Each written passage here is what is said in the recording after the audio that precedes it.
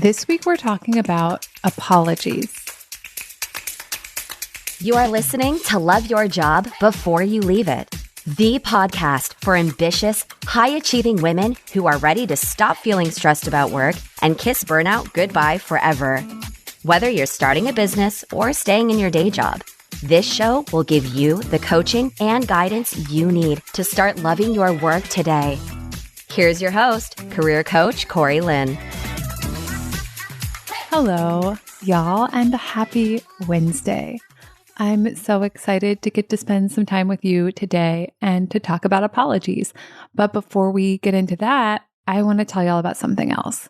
So if you listened a few weeks ago, we had the episode about emotional calluses, where I told the story from my own life recently about how my brain reacted when I got the feedback that I asked for from my wonderful SAF clients, my Satisfied as Fuck clients. And I warned them that that podcast would come out and that, they were going to kind of get to see behind the curtain of my own experience. And when it did come out, one of them told me that while they loved the podcast as usual, they felt sad for me, right? They felt sad for me because I had some difficult feelings. And I wrote something back to that client and I wanted to share it with all of y'all because I think it's really impactful. And it felt impactful to me and I wrote it. So here we go. I wrote to that client, honestly, I felt humiliated a lot in my life, as probably most humans have. And it is the pleasure and the delight of my life that now I can do something interesting and useful with that feeling of humiliation when it comes up for me. Back in the day, before I was a coach, when a big feeling would come up, it was just about me trying to find a way to live and keep going, right?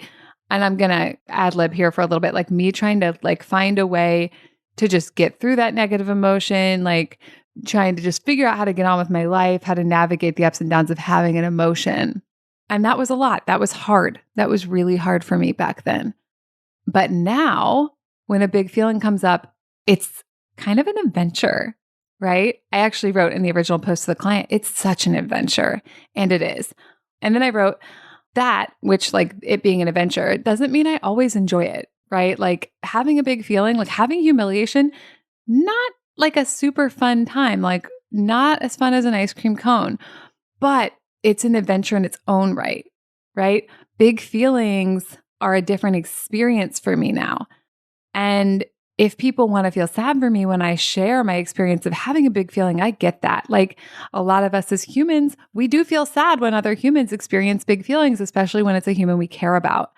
And also, what I want my client to know and what I want y'all to know is, interestingly, I'm not sad for me. I'm not sad for me that I felt that humiliation. Again, was it super fun or easy to feel it when it came up? No, it felt fucking terrible. But I'm not sad for me that it happened. I'm happy for me that it happened. And I'm happy that I've built a mindset and a skill set and a life and a career where I get to spend time with my own emotions and to make meaningful, beautiful things out of them that help other people navigate their human experience too. To me, that's so much the essence of the work that I get to do. And I love that added layer. I love the added meaning. I love the added depth. And I'm very pragmatic in some ways. So I just love the usefulness. I can see the beauty in just being willing to have my emotional experience, whatever it is. I think that's an incredibly beautiful thing. But the idea that I can take my emotional experiences and, first of all, get to know myself better, get to love myself more deeply through them. But also I can make meaningful shit to help other humans, because in this world, humans are having a lot of suffering, right? We have amazing, spectacular things in this world also, and a lot of suffering. And even when we have a lot going well for us, we have a lot of suffering. Living a human life means engaging with the full spectrum of emotion.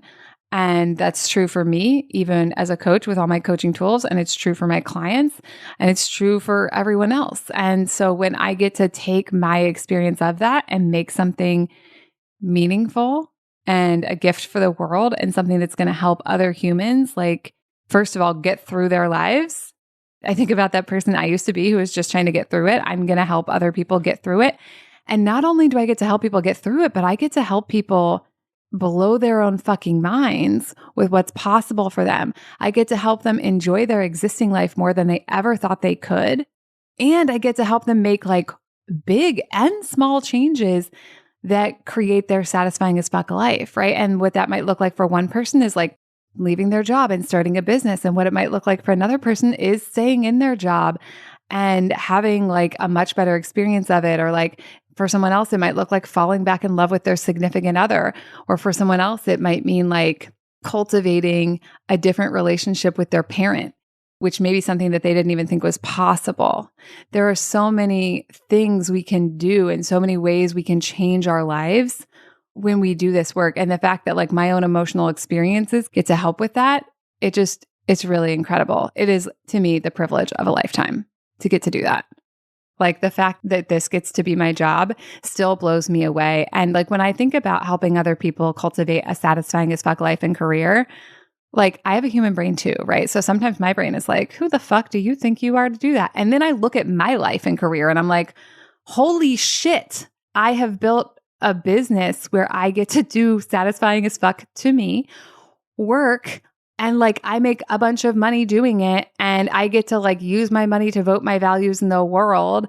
And I get to like have free time in my life because that's how my business is set up. And it's like all these ripples in my life and into the lives of others. And also like it is satisfying as fuck. And if that's possible for me, I believe it's possible for you. And it might surprise you how it looks for you, right? Like I think when I was younger, I thought there were so many things that needed to change. And like I changed a lot of them, right? I quit my corporate job and launched this business and have built it up. And some of them I didn't change, right? Some of the things I thought needed to change didn't need to. And when I changed other things, they stopped being a problem. Or when I changed my thoughts about them, they stopped being a problem. So that's just something I want you to know is that like, yeah, being a human is a wild experience. Having the full spectrum of human emotion is a wild experience. Not all of it's enjoyable. And it can all be a beautiful part of your life. It's okay if you don't think it's all beautiful. But I also want you to know that like you could get to a place where you do think it's all beautiful if that's what you want to do, or that it's all meaningful. Maybe beautiful is the wrong word here. And I really want to impress upon you that like you can have a satisfying as fuck life, and it doesn't mean things will be perfect, right? Like again, I was just talking about like I have a satisfying as fuck life, and I also felt massive humiliation very, very recently, as you're all deeply aware of. So like, I'm not trying to sell you on the idea that like a satisfying as fuck life means you always feel perfect and safe and happy. That's not what it's going to be like, but it can be wildly delicious, and it can be beyond your wildest dreams. And let me just say right now, before we get into talking about apologies, if that like has you salivating, if that sounds delicious as fuck to you to like have that satisfying as fuck life, I really deeply invite you and encourage you to come get on a consult call for the Satisfied as Fuck January cohort, because that's the exact work we do in that program. And having done that work with the current group for a few months now, I can just say like doing that work in a group is just exceedingly powerful. And the realizations and breakthroughs and insights that are happening in that group, like they're always like sort of like ricocheting and piggybacking off of each other. And the collective growth in there is absolutely breathtaking. And if you want to do that work in a community while like getting to know other people and supporting them and being supported by them and like having your mind blown not only by the coaching you receive, but by the coaching they receive, that's the place to do it. If you are looking for more of a personalized private coaching space, I do still have a few slots for one-on-one coaching, and I welcome you to sign up for a consult for that if that sounds more your speed. All right, y'all, let's talk about apologies. This actually came up because we were talking about it in SAF, and they invited me to do a podcast on apologies. And I was like, fuck yeah, I'm going to do that. And so basically, I think the original question was like, how do you know when to apologize? But I also want to talk about like, what about when you want someone else to apologize, or someone else does apologize, or you think they should, but they don't, et cetera, et cetera. So first of all, when should you apologize? Okay, so the first thing I'm going to say about that is like, I don't think there's a should. I don't think there's a right or a wrong. I don't think it's like, these are the times when we apologize and these are the times when we don't. Like, that's not what we do here. We're always returning your attention to your own authority and your own agency. You get to decide when you want to apologize, and you get to decide when you don't want to. That being said, I'm still going to break it down for you. So the reason that the person asked this is because in coaching that is thought work oriented, which my coaching is, mindset oriented, there is this idea that thoughts cause feelings. We talk about this sometimes on the podcast, but I'm going to sort of like play it from the beginning or explain it from the beginning in case anyone's new to this episode, and because I think a review of these concepts will be useful. Okay, so in mindset-oriented coaching, there is the idea that thoughts cause feelings, feelings cause actions, actions cause results. And there's this idea that circumstances, that is like whatever neutral facts are happening, those are not responsible for our feelings, because in between the circumstance and our feelings is always the layer of our thoughts and the way we're interpreting things. So through this framework, there's the idea that like if I do something, I am the circumstance in someone else's situation. So they're going to use their thoughts to determine their feelings, to determine what actions they take, to determine what results they create for themselves. And so the person was asking, like, if I can't create someone else's feelings and only they can create their feelings with their own thoughts, then how do I know if I should apologize or not? How do I know when that makes sense or if it's appropriate, et cetera, et cetera? Okay, so that's the basic idea, is that thoughts cause feelings, so we can't cause each other's feelings. But sometimes other people are mad at us and they think we should apologize, and sometimes we're mad at other people and we think they should apologize. So like, how do we explain all that? Okay, so here's how I think about it, and you get to decide how you think about it, but this is how it breaks down for me. To me, the first thing for me to consider is, am I pleased with how I acted? So even if no one's mad at me, even if no one's angry or upset about my behavior, how do I feel about it? Am I good with it? Does it align with my values? Do I like it? Now, me being a human and you being a human, a lot of times we do shit that we're not cool with. Like we do things that don't make sense to our own set of values. And there's a lot of reasons for this, right? Like one reason is that we have like a lot of internalized social conditioning that plays out in how we think, feel, and act about stuff.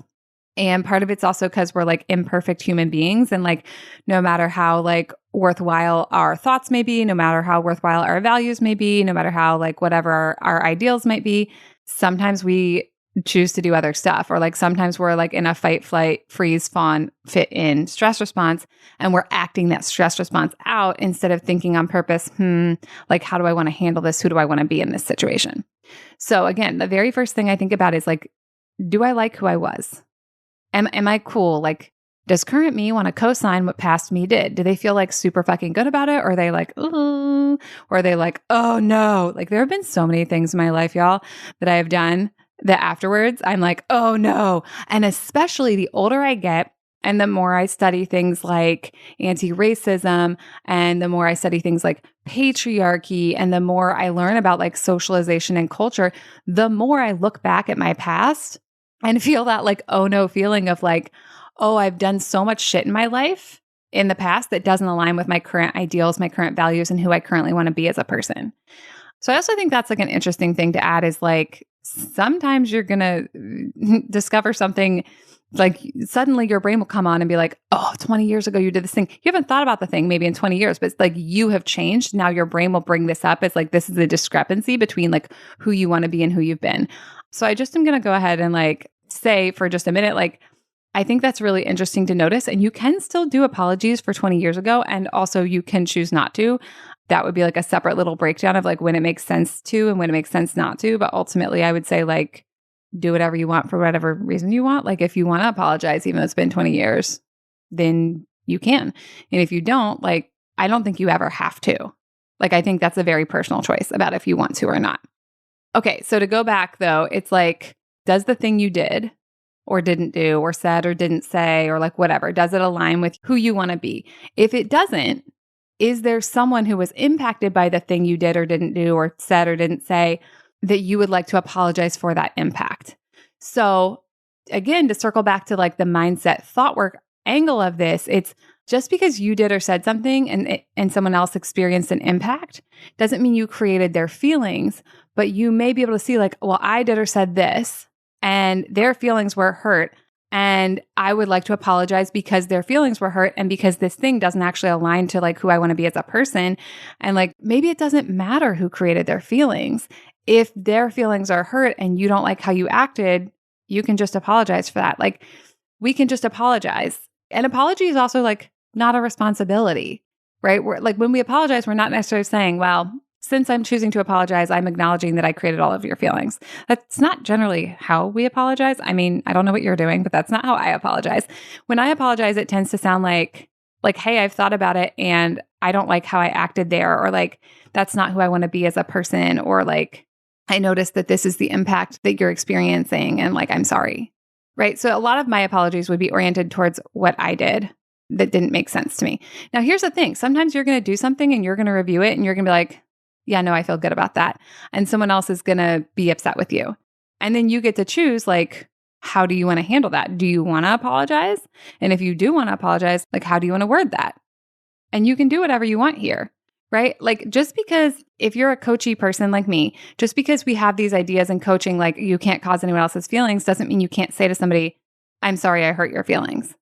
Like, you're still allowed to do that. I think sometimes when people learn about like coaching stuff, they're like, oh, the coaching police will come to my house if I take credit for someone else's feelings or give them credit for mine.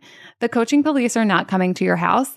And also, I think when people learn about stuff like coaching, it's like a very different way of thinking. It's a different perspective. And as we talk about all the time here, it's an incredibly useful perspective, but a lot of people don't share it and don't understand it and don't want to learn it from you, right? And like, they don't have to have the understanding of coaching in order for you to interact with them. I mean, if you only want to interact with other people who do coaching, there are a lot of us and you can totally choose that. A lot of people think that's going to be easier and make their life way better, but it doesn't necessarily, because people who know about coaching are also still just humans with brains, living a 50-50 life, having good days, having bad days, and having a lot of emotions, right? Just like we talked about earlier, like I've done a fuckload of coaching and I had like an extremely intense experience of humiliation. So it's all just humans, y'all. Okay. So thing number one to consider is like, do I like the way I acted / spoke / whatever? If I don't, do I want to like say something about that out loud to another human person? If I do want to say something out loud or in writing about that to another human person, how do I want to do that? Like, what is the wording that feels good to me? What is the wording that makes sense with my experience of both what I did and who I want to be, or what I didn't do, right? Et cetera, et cetera. And again, you may up level into like a new way of thinking or a new way of understanding the world and realize like you did something 20 years ago that you want to address. That may happen. And then you also get to choose like, how far back do I want to go? Like, listen, to be very frank, the more I learn, there are so many things that I did that don't align with my values, like so many, like probably hundreds, tens, dozens, hundreds of things. And I'm probably not going to go back and apologize to people for all of them. Especially because some of those people I don't even like. I'm like, who even are they? Like, how would I even find them? Like, could I stalk them on Facebook? Probably, but I'm probably not going to. And so when it comes to stuff like that, if there's a lot, I may actually do an internal experience where I like do an apology that like no one else actually hears. I could like write an apology and like light it on fire. I could like kind of say an apology to the universe. I don't talk about the universe a lot on this podcast, but I do think about there being like a consciousness out there that I kind of think about and talk to. And so if like I think I can't get a hold of the people, or I'm going to choose not to because it might be weird if after 20 years I like suddenly started talking to them to apologize about something that they maybe remember or maybe don't, like I may kind of do what I would consider sending that apology through the universe and just like put it out there, because I can't actually impact them anyways necessarily, right? As we talked about, like their thoughts do create their feelings. But I can still impact myself. And I think sometimes when we choose to apologize, it's actually the person we're actually impacting the most is ourselves, right? Like we think we're doing it for the other person. We think we're doing it so they forgive us. We think we're doing it to explain to them. But I think sometimes the person who's most impacted by when you choose to apologize is you, because it's you holding yourself accountable to saying like, I'm not perfect and that's okay. And I can do something about it and I can have a conversation with a person. And I would even go further, and I don't think most people do this in their apologies, but I would go further to say like, and I can love myself. I can love myself even though I made a decision that I don't want to think is good. Like there may be things you've done that you want to think are bad. There may be things you've done that you want to think are wrong. And I think that's okay. And I think sometimes we're not willing to let ourselves see those things because we think then I have to think that I'm bad. Then I have to think that I'm wrong. And so I guess like the episode within the episode here is like, you're allowed to see things you've done that don't live up to your ideals. And you're also still allowed to love yourself. And I think for a lot of people, that's a really hard idea because a lot of people have deeply entrenched black and white thinking where everything is either or. Either I'm a good person who does good things or I'm a bad person who does bad things. Either everything I do is right and great or everything I do is wrong and terrible. And I don't think that's true. And two, I don't think it's realistic. Like humans live incredibly long lives and we're incredibly complex and we have like these wild brains and then we have all this socialization. I just don't think it makes sense to have that all or nothing thinking about ourselves and our lives or anything really, or not most things anyways. So to circle that back to where that came from, like a little mini inside step during your apology can also be like, this is a way that you reckon with yourself about your lovable imperfection. So to circle back to another thing we touched on already, what if someone else really wants an apology from you? Listen, sometimes they might really want an apology from you. And sometimes they might really want an apology and you might agree and want to give one. And sometimes they might really want an apology and you might not agree and you might not want to give one. And you don't fucking have to.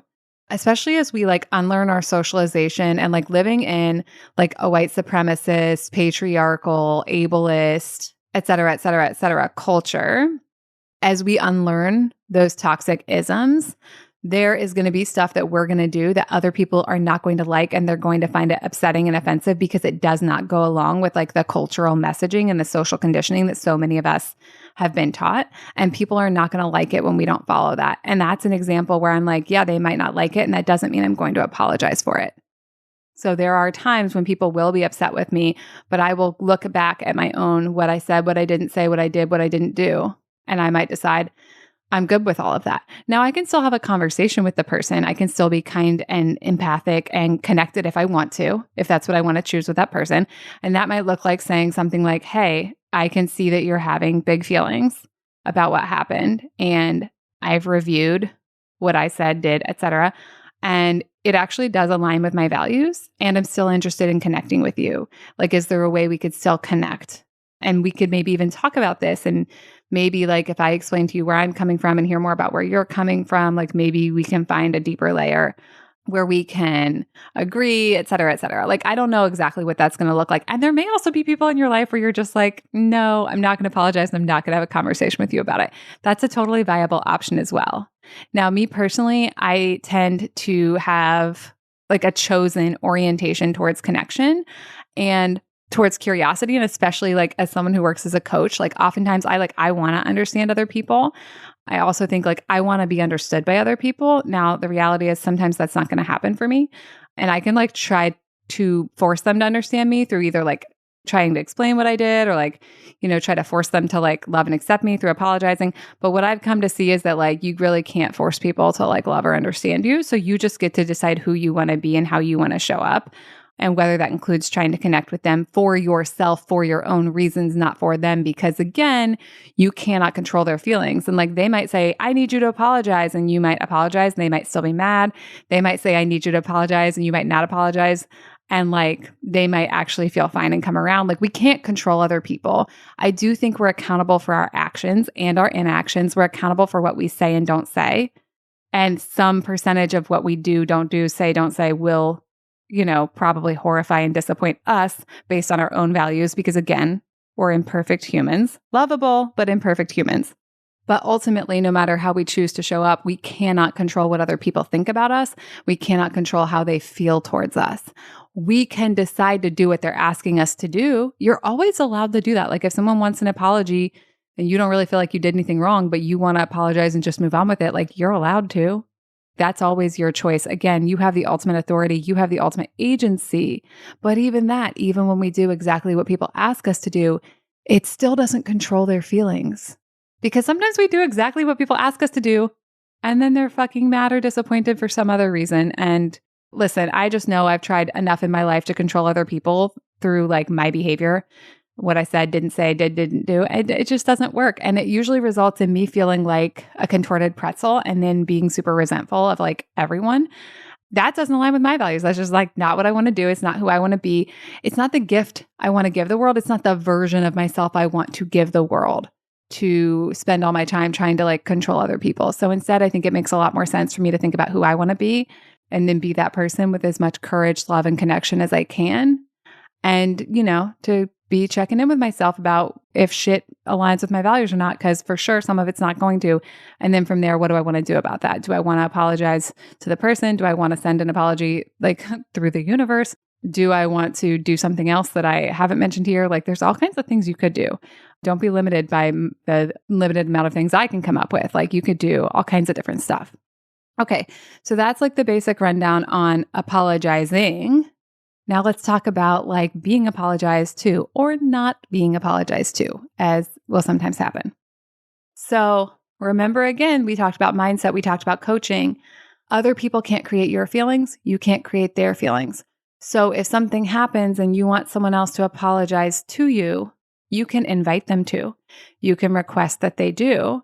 You can express to them that you would like an apology and why, but you can't force them to. I mean, in some situations, like you sort of can demand that they do.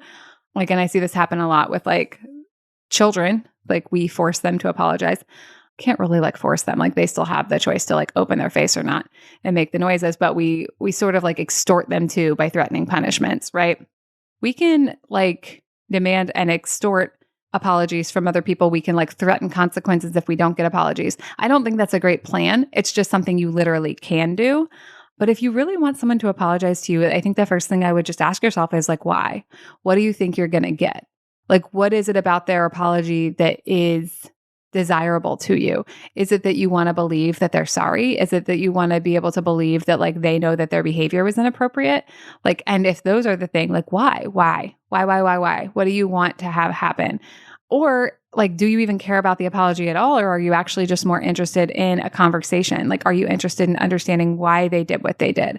I think usually when we want an apology, it's because we think someone else behaved badly, right? So we want them to indicate remorse for that. And I think that does make sense in some ways. And I think it's what we're deeply socialized as children. Again, people were like probably making you apologize a lot or extorting apologies from you a lot when you were a child. So we think it's like the appropriate behavior. But I think it's much more interesting to think about like what you actually want to have happen. Like, do you actually want to feel reconnected to that person? Do you actually want to like trust that person? And right now you sort of don't trust them. Do you actually like want to understand why they did the thing? Because like that's going to help you think about whether you want to have like continued relationship with them. And obviously like I can't answer these questions for you. Only you can know. But I think they're worth you digging into when there's something where you really feel like you are owed an apology or you really think you can't move on until you get one. I think that these are questions to dig into. And then because we can't control other people, I think the question is like, if the other person doesn't volunteer an apology to you, what do you want to do? And how do you want to go about creating whatever it is you desire in the situation, right? So like if someone did something and they didn't apologize to you, do you want to reach out to them and like have a conversation about it? Do you want to create connection with them and create curiosity to try and understand what happened there? I think so often like we want a certain kind of thing. We want a certain kind of experience. We want a certain kind of relationship. And then we just like sit around and wait for it to happen, right? We want a certain kind of work experience is another one. And then we try to like, we either try to force it or we like sit around and like wait for it to happen versus thinking about like, how can I create what I want in a way that's not about forcing? So it's not about like, oh, I'm going to make him say he's sorry to me. Instead of like, oh, I'm going to make him say he's sorry to me. It's like, well, what do I actually want here? What I actually want here is to like feel connected and I want to understand what happened. So like, how do I create connection and understanding? And is that even something I can create with the other party in this case, right? And sometimes it's not, right? Sometimes the person you're mad at and you want an apology from is never going to do it. Like they're never going to talk to you again. Or sometimes the person you're mad at and want an apology from is dead, right? Or sometimes the person you're mad at and want an apology from, sometimes it's not a person, right? Sometimes you're like, I'm just mad at the world and I want an apology from like the whole world. And that's, probably not going to happen either. But you can think about like, what is it that I want to have happen and what's the version of it I can have and how can I create it for myself? And there are a few steps that I've seen work really wonderfully for this. If you want to like have a conversation with like the person that you would like an apology from, or it might not even be like you want an apology from them. It's just like you feel like there's been conflict or you want to address something that's not working for you. I think these 4 steps come from a book, but I actually don't know what the book is. And the reason I know about these 4 steps is because someone used them on me once. And it was actually one of the most beautiful, incredible experiences of my life, which is saying a lot considering someone was basically telling me, hey, you did this thing and it was not cool to me, right? Like they were calling me in about a way I behaved. And when I reviewed that way I behaved, I was like, oh yeah, I agree. That was like not in line with who I want to be as a person. And we were able to have like this incredibly beautiful conversation. And I expressed that to them. I was like, this is the fucking coolest thing that's ever happened. And then that's when they told me like that they used these 4 steps they had learned about. And so I don't know who to attribute these to. I'm not going to attribute them to the person who did this to me because I don't want to call them out. Like not to be calling them out, but like that's private, but it's a wonderful person. And they learned these from someone else who I think learned them from someone else who I think learned them from a book. But again, I don't know what the book is. And the steps are 1, see possible good intent and don't move to the next step until you can get there. 2, say where the hurt was. 3, find a similar goal and state that. 4, ask a question. And I just really love these. And I think they actually marry really well with the idea of like the compliment sandwich or like the feedback sandwich, this idea that we've talked about before, where you first say something that's true, but that's either like gratitude or a compliment or like an expression of belief in the other person. And then you explain what didn't work. And then you draw it back together by like, in this case, it's like kind of like, could be like explaining what your vision is. So you're demonstrating that you care about the other person and, you're willing to see the wholeness of their humanity and that they probably weren't trying to hurt your feelings. And then you say what the hurt was, and then you like bring it back into the positive by stating the similar goal. And I think that's like sort of like linguistically putting yourself on the same side as the other person. And what that does, it sets up like, this isn't me versus you. This isn't me versus you. This isn't good versus bad. This is like, hey, a thing happened and I want to talk about it. And I think we have a similar goal. And like, can we move forward together on this? Here's the thing. When we're upset and we want someone to apologize, I think often what we want is for someone else to like take all the credit for all the shit that's not working. And I get that impulse. Trust me, I get it deeply, but I don't think it makes sense and I don't think it works. And I think it puts us in a really disempowered position, right? It puts us in this position of like, I need someone else to take ownership so I can feel better. And I'm just not a fan of anything that depends on anyone else taking ownership for you to get to feel better. Because I am a fan of you feeling better already, right? You getting to feel better now. I'm a fan of you feeling powerful. I'm a fan of you feeling like you have the capacity and ability to create a life that delights you, even as you interact with other humans that you can't control, right? And I think that can also give you some empathy for like, if you're considering apologizing to someone else, they may be feeling that way. They may be feeling like they want you to take credit for their feelings. And you can also still decline to do that. You can apologize for what you did if it doesn't align with your values, or if it does align, but you want to apologize anyways, like whatever you want. And you can apologize in a way that doesn't take ownership for their feelings. Like, I think both can be true, that like you can do something that doesn't align with who you want to be. And also you don't have to take ownership for the thoughts that they thought about that thing. You can be understanding that they have those thoughts, because a lot of us often do, but you don't have to take ownership of them. Okay, so that's my breakdown on apologies and apologizing and being apologized to and wanting other people to apologize. And I hope that was really helpful for you. And if that's something that you want to dive more deeply into and think about like how you use coaching in a way to help you create that satisfying as fuck life and career, while also still interacting with all the other people in the world who don't know about coaching and don't think in these frameworks, then a great way to do that is to work with me one-on-one or in SAF. And in order to do that, you can grab a consult call on my website. All right, that's what I have for y'all today. Have a great day. Bye. Thank you for listening to Love Your Job Before You Leave It. We'll have another episode for you next week. And in the meantime, if you're feeling super fired up, head on over to CoreyLynn.com for more guidance and resources.